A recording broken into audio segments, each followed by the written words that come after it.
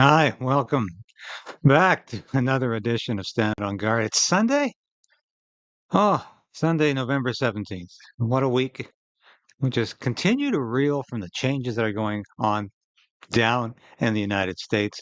And so do some crazy journalists up here in Canada. I'm going to be going over some of that, but there's some information that I just saw this morning on Justin Trudeau and Pierre Poilievre that I want to bring up as well. And we'll be right back with all of that and more.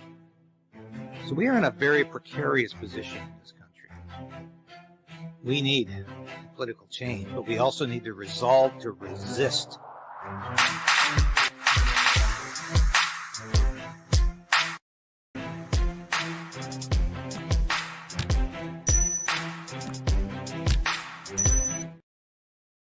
Yes, please like the station.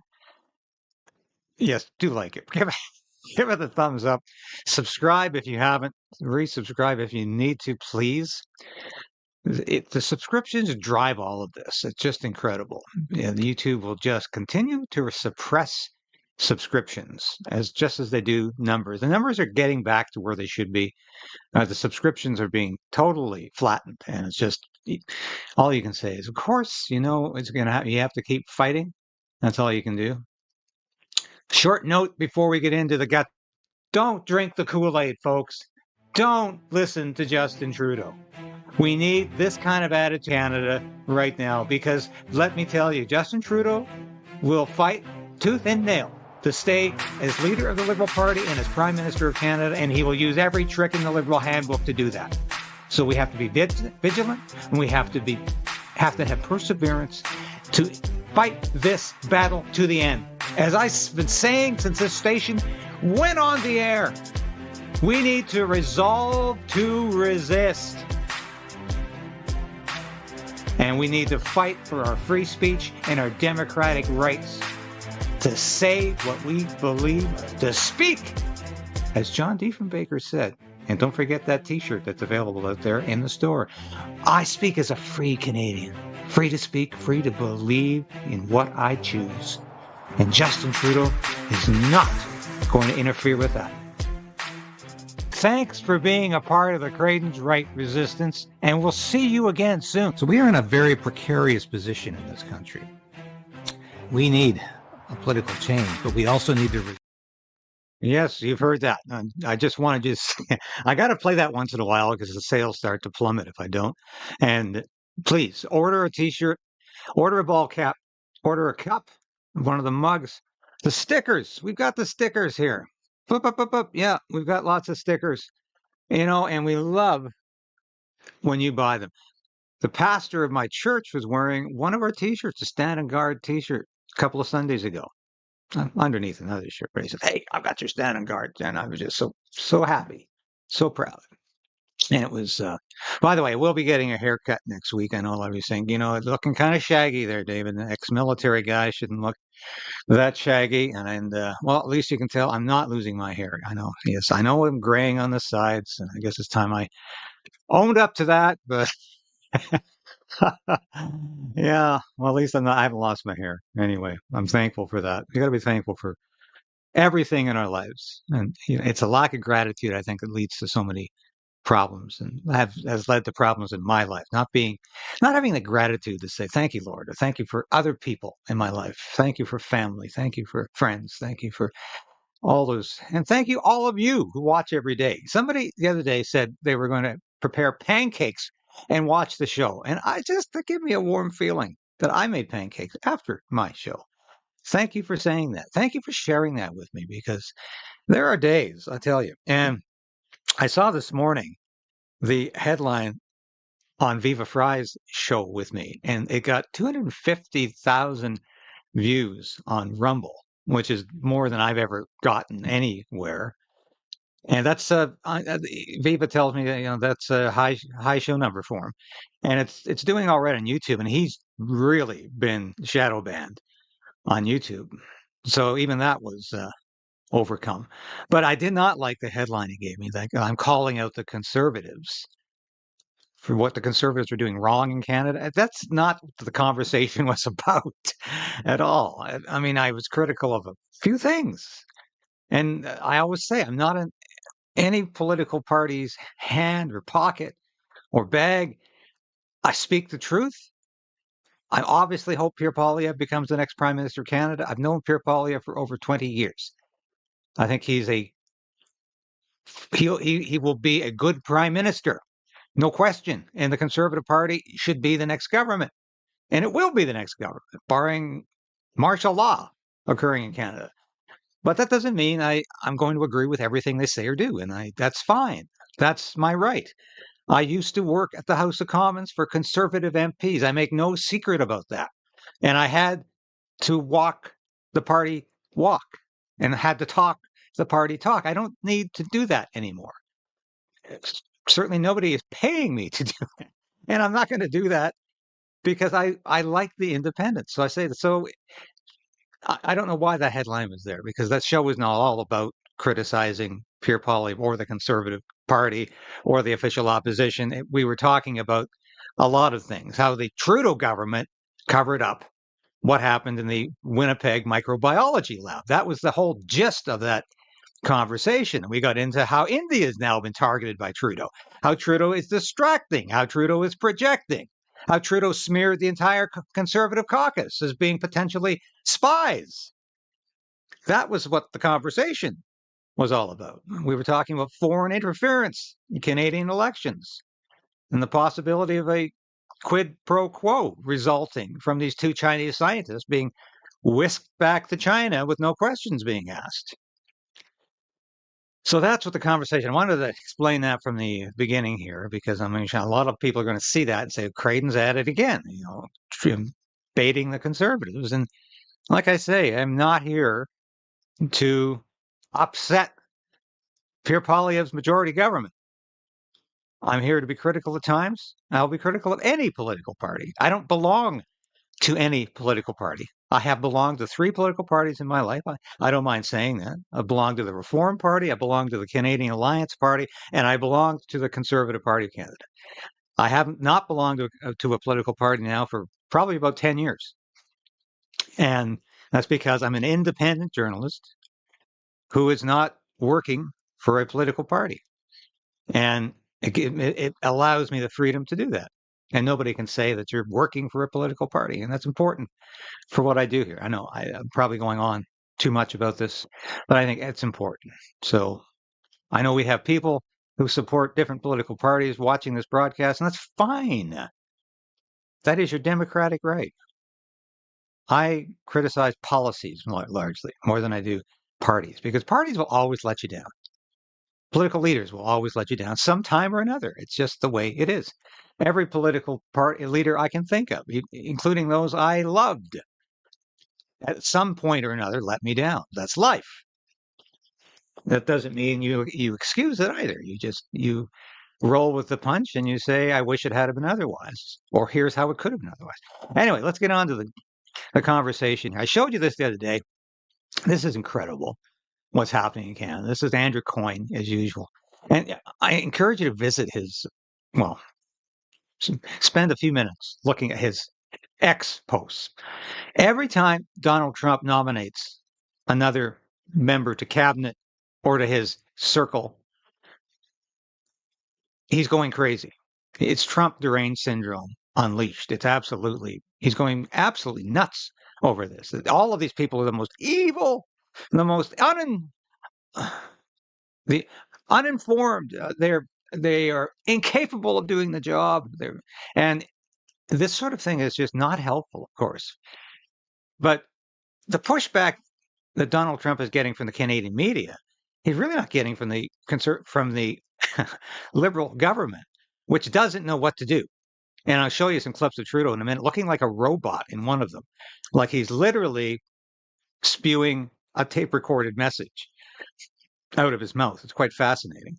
And we're going to watch Pierre Poilievre's response, which I think is fairly positive and something we should cheer. But this, I'm going to focus on this column here because I don't know Terry Glavin very well, but I know the National Post. I've written for the National Post over the years as a columnist. I've never been a I've never been a reporter for the National Post, but I've been a columnist for the National Post.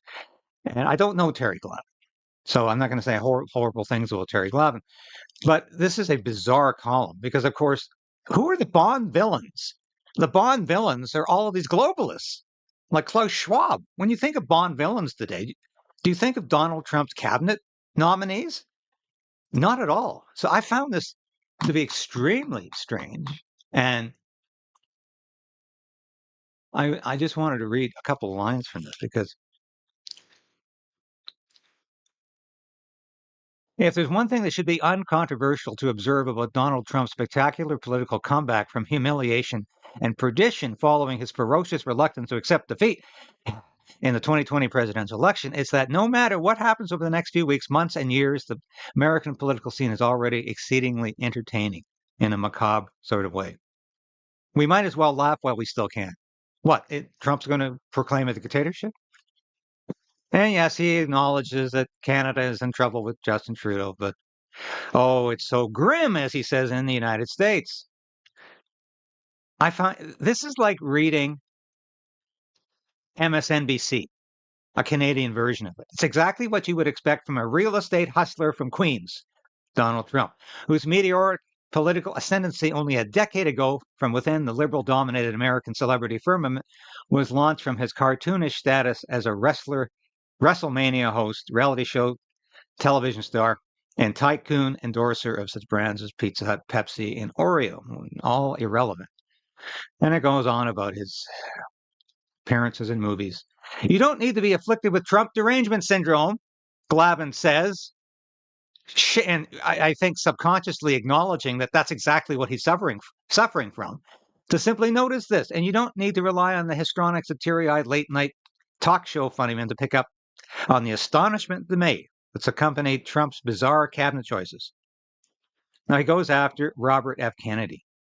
Notable among Trump's picks, the conspiracy theorist, vaccine obsessive Robert F. Kennedy Jr. as health secretary, the dangerously weird Tulsi Gabbard as director of national intelligence, and the obnoxious Florida frat boy former Congressman Matt Gaetz as attorney general. I really object to him calling Tulsi Gabbard dangerously weird. Why?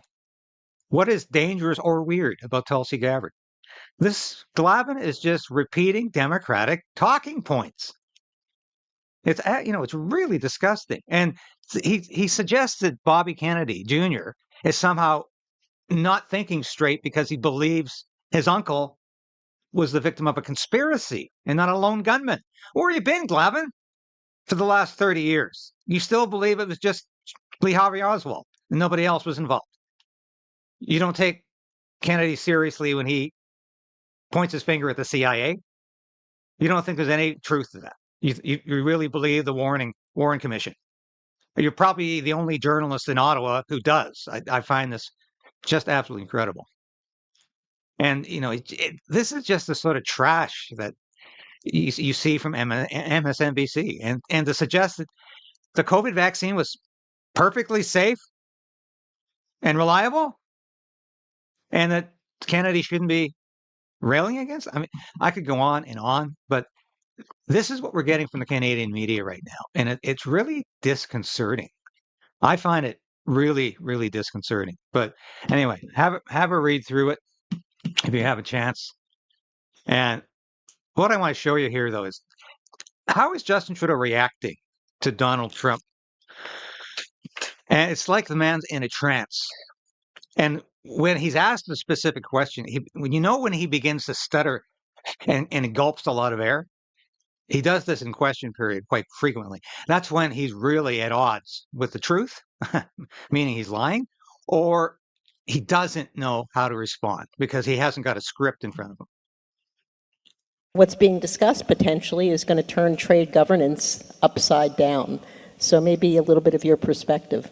Well, a couple of things. First of all, when Donald Trump first got elected in 2016, he made a commitment to rip up one of the most successful trade deals that the world has ever seen, NAFTA, or specifically Canada-US free trade deal particularly. And that was something he was absolutely determined to do, and it would have had deep, deep consequences, obviously on Canada, but also on the North American economy. We rolled up our sleeves. I have to laugh now. Have you noticed nobody even wants to talk about Mexico being part of this is the killer because of course it's like Mexico is the invisible partner now in this because everybody's mad at how Mexico has been totally violating the current free trade agreement, USMCA. And of course, Trudeau is pretend that says NAFTA was great, but yet it needed to be replaced with something he's taking credit for. Sleeves and did the hard work of demonstrating that it was not just possible, but desirable to create a win-win, to update NAFTA, to update USMCA in all sorts of different ways. And the level of connectedness between the Canadian and the American economy, to be specific about that, meant that it would have been very, very difficult for the American administration to do something that would hurt the Canadian economy and hurt workers that wouldn't also significantly hurt the American economy and American workers. So based on those truths, we looked at ways to update and adjust our trading relationship, and we did that because the fact is middle-class workers in Canada and the United States have been building things together for decades and generations to tremendous success. And basing the arguments around this is how you create jobs in both of our economies. Okay, he's going on here, basically saying absolutely nothing. But I show you this because he's relatively animated here. And in the next clip, you'll see, does this demonstrate a problem in his life, an addiction problem? I suspect it indicates something very suspicious. This is how you create opportunity and prosperity there. It was hard work. I mean, yeah, it wasn't easy, and nothing's going to be easy this time. Little secret, there is no American administration that is automatically easy for a Canadian government. They take a very robust look at their own interests, and Canada adjusts. But our ability to do that and protect good jobs in Canada is what's going to be at the center of everything. Okay, very, very, very strange here. And he's obviously not, he doesn't know what to say because they haven't articulated the talking points yet. How does the Trudeau government react to Donald Trump, except saying, congratulations, we'll work with you? It's like Justin Trudeau can't admit he's a lame duck prime minister. And Melanie Joly's a lame duck foreign affairs minister, not to mention an incompetent one. Chrystia Freeland's a lame duck deputy prime minister and finance minister. All of these people in the front bench in the Liberals are lame ducks. This is a government that's on its way out. And like John Manley said last week, we need a snap election to get a legitimate government in power in Canada. But watch Trudeau in this. Same day. Watch how he is behaving like a robot, like an automaton.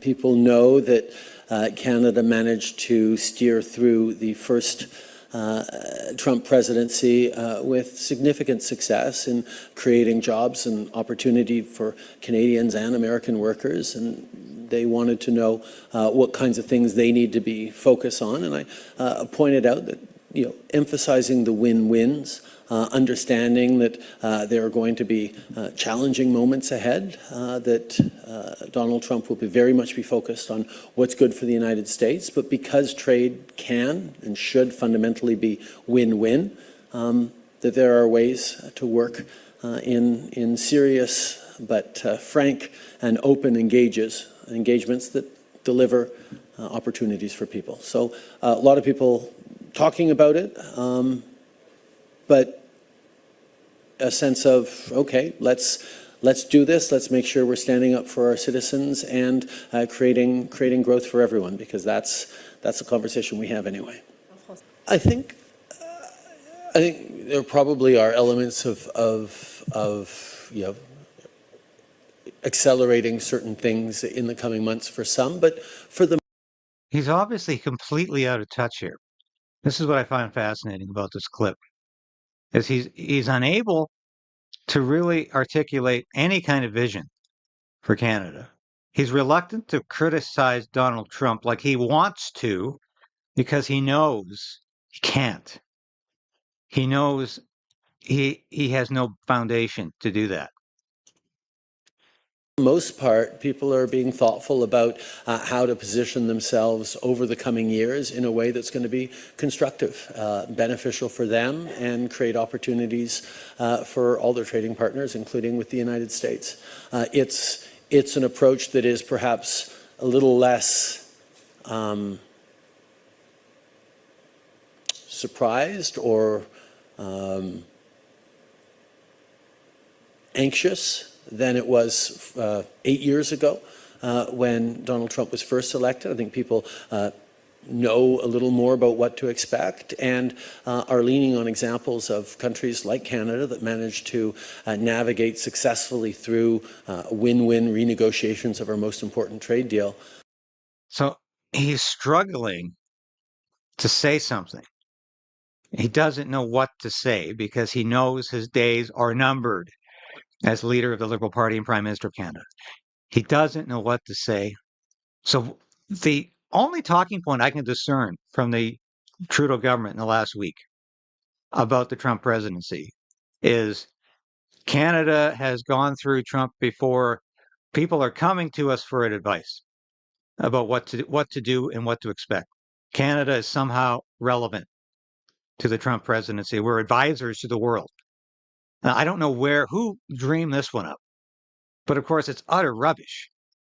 Nobody takes Canada vis-a-vis the United States very seriously. And they know Donald Trump despises Justin Trudeau, and they know Justin Trudeau despises Donald Trump. And they know that there is a tremendous hostility in this relationship. And that Trudeau is just treading water right now every time he opens his mouth. As examples of the kinds of constructive work that we can do to grow the economy and benefit citizens. Well, I think there is a sense, and I don't want to get too much into analysis or opinion here, but there is a sense that that this is something, this is an administration that has an approach that is less unknown than it was back in 2016.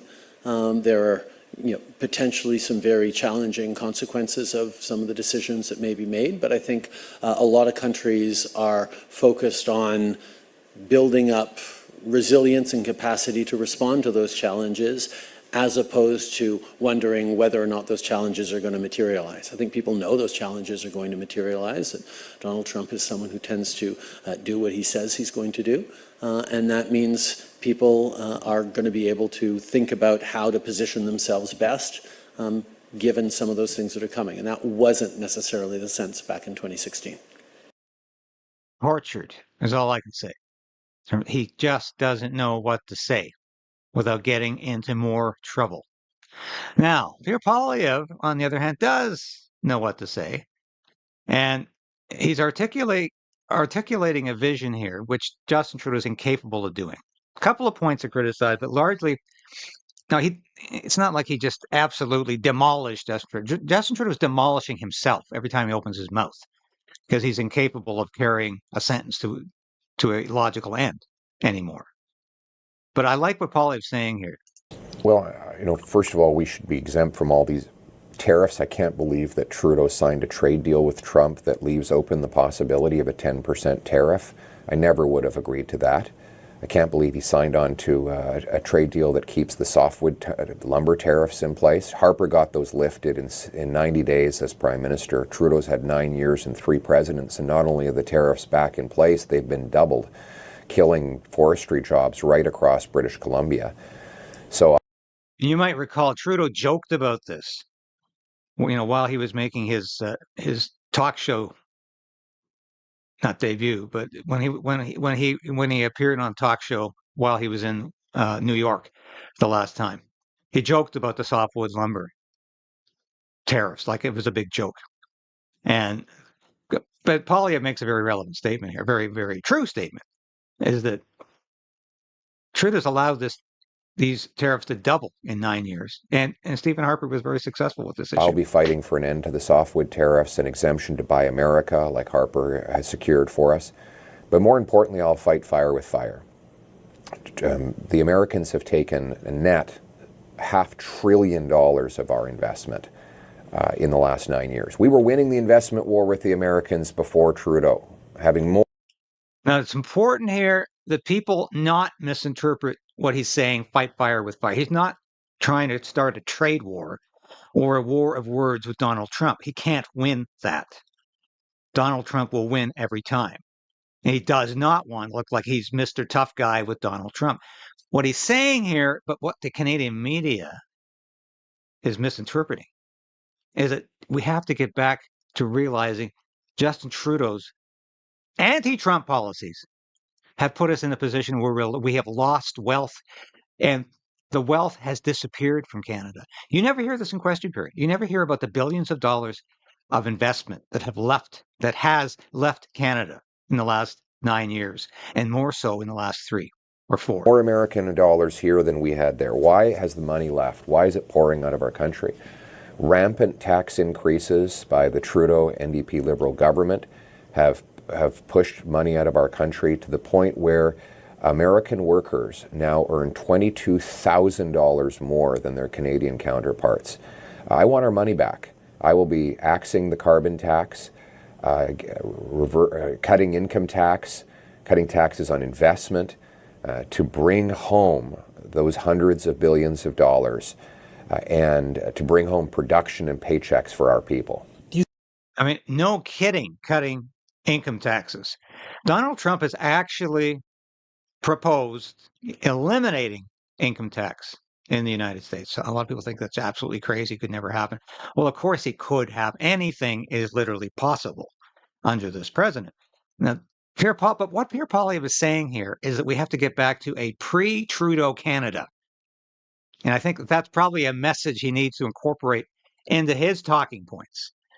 Canada needs to return to a pre-Trudeau Canada if we ever are going to be an economically viable nation again. We are on the precipice of economic catastrophe in Canada. Do not believe the talking points you hear in question period from Chrystia Freeland and Justin Trudeau. But we're number one in the G7, number one in the G20. It's all balderdash. Do you think you can work with Donald Trump? He's a transactional leader if there ever was one. Do you think you can actually work with him? Because, we're his friend when he wants us to be a friend, and when we're not, we're not. And that's just the way he works. Do you think you can work with him? We have no choice. It's that we live next door to the biggest economic and military superpower the world has ever seen. Trump wants what's best for American workers. I want what's best for Canadian workers. And, we're not going to be suckers anymore and hand our money. I mean, Trump would love nothing more than keep Trudeau in power because he can walk all over him and he can take his money. When Trudeau quadruples the carbon tax to 61 cents a litre, Trump's going to be on the phone with all of our companies saying, hey, I heard about the big tax hike up there. Why don't you come down here? There's zero carbon tax. And you can leave the poverty and the hunger and the homeless encampments and the food bank lineups behind to start your business and deliver affordable goods south of the border. And I think he should be seeing a lot more positive about the election of Donald Trump, and not that Donald Trump wants Justin Trudeau to stay in power, which I think is highly debatable, even given his argument here. But he should be taking some real enthusiasm from the fact that freedom has won in the United States, that free speech is ascendant again, that this is a victory for liberty and democracy. Maybe he'll get to that. That's what you're in store for with Justin Trudeau. Trump wants our jobs. Trudeau wants to help him take them.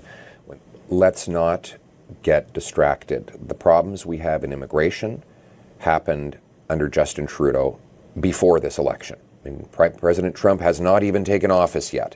And the chaos in our immigration system has happened mostly in the last 3.5 years when President Biden was in power. So let's not turn our gaze away from the source of the problem, which is Justin Trudeau, who increased our population growth by 300% in a matter of a couple of years, who, by his admission, this isn't me, allowed massive fraud in international students, temporary foreign workers, and the refugee system. By his own admission, The Liberal immigration policies have caused massive housing, job, and healthcare shortages.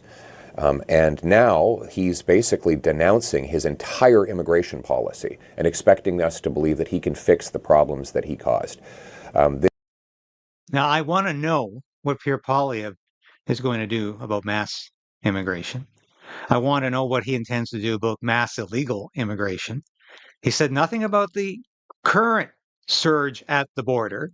There is an immigration crisis, an illegal immigration crisis going on right now.